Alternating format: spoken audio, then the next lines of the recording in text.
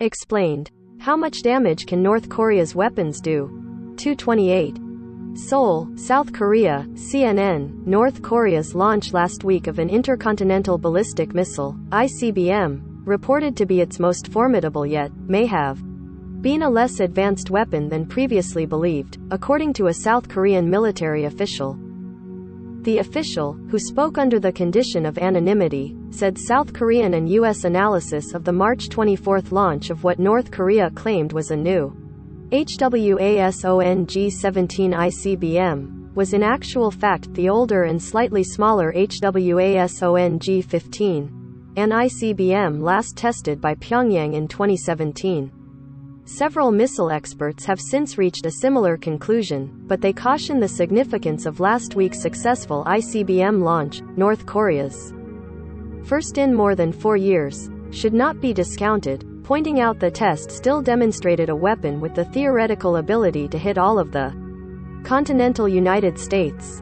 The ICBM fired by North Korea last Thursday flew to an altitude of 6,000 kilometers, 3,728 miles, and to a distance of 1,080 kilometers, 671 miles, with a flight time of 71 minutes before splashing down in waters off Japan's western coast last Thursday, according to Japan's defense ministry.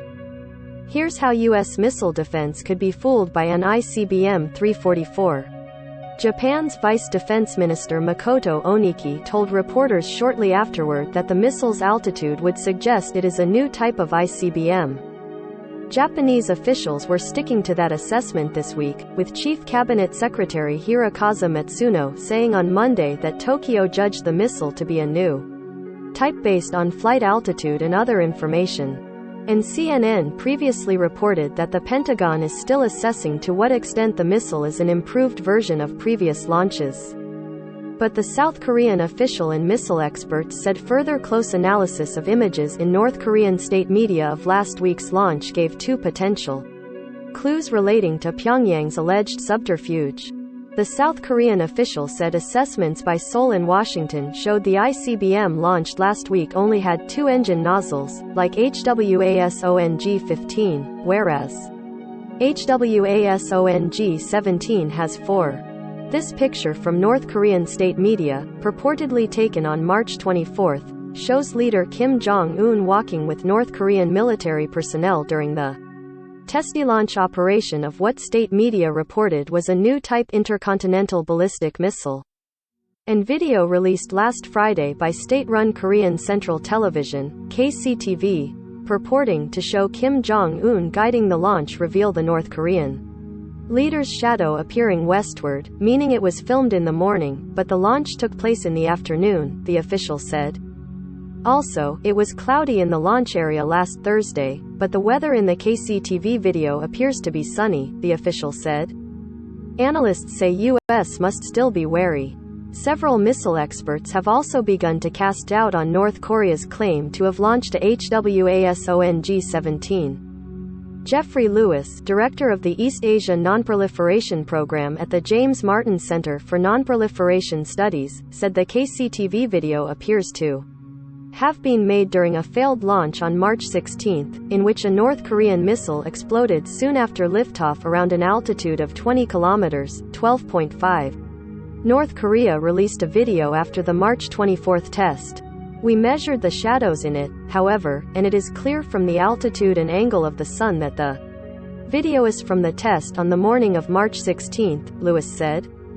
The video is of the previous test that failed. That strongly suggests the other test was something different that they don't want us to see. Ankit Panda, a nuclear policy expert at the Carnegie Endowment for International Peace, said Pyongyang may have altered the HWASONG-15, first tested nearly 5 years ago, to make it look like a more powerful missile. This picture released by North Korean state media on March 25 claims to show the launch of a new intercontinental ballistic missile. South Korea and missile experts dispute its authenticity. They claim that it's the HWASONG-17, which is the new, very large ICBM they inaugurated at a parade in October 2020, but it looks like what they actually did was they put a very light or perhaps no payload on a HWASONG-15, which is the ICBM they first tested in November 2017. And they used that to stage a demonstration. Panda said Pyongyang's apparently inflated claim was aimed at a domestic audience rather than internationally.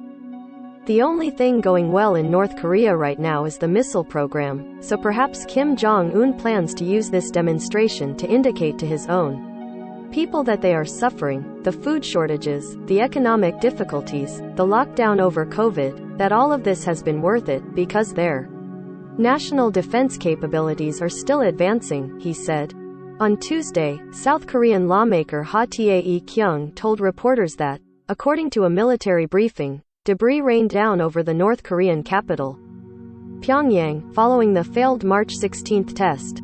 This picture by North Korea's official Korean Central News on March 25 purportedly shows leader Kim Jong-un walking near what state media reported was a new type intercontinental ballistic missile.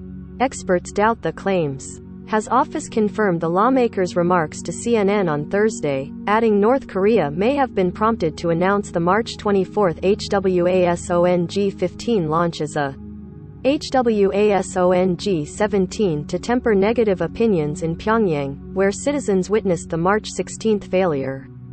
North Korea has not acknowledged reports of a failed March 16 test. Lewis, the nuclear weapons expert, said regardless of which missile was fired last Thursday, the test showed a powerful offensive capability that U.S. defense officials shaved to be wary of.